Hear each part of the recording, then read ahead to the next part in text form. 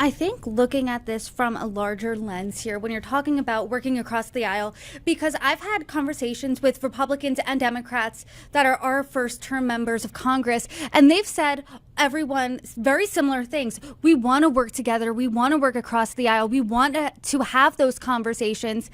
The Democrats I talked about all said the same things you have about DOGE, saying, hey, we want things to be more efficient. We want to slash waste anywhere it is. However, this is too reckless. This is too slapdash. So when you're coming into Congress, especially with your Army background, what do you think are some of the misconceptions about working across the aisle or about how those conversations have been going?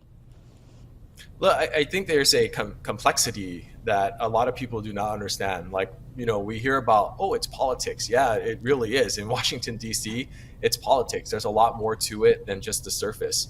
But it shouldn't be that way. And that's the frustrating part, right?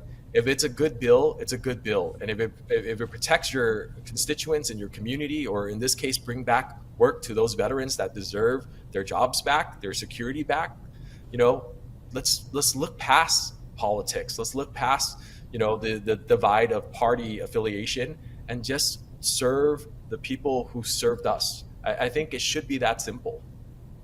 I spoke with Congressman Wesley Hunt. He is a veteran too, and he was talking about DOGE. He was really touting DOGE, and I asked a similar question about veterans. I said, hey, you've heard stories, you've seen reporting of veterans saying, hey, I lost my job, of three-time Trump voters in some cases saying, hey, I voted for this and now I lost my job. And this is what I said.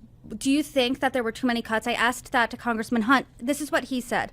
Elon Musk even admitted that in this process, he's probably not going to get everything right, but I think everyone needs to take a pause and realize that it's going to be tough whenever you have sweeping changes like this.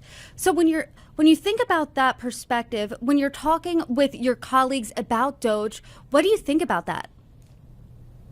Well, with all due respect, I think when you're dealing with people's livelihood, you have to get it right.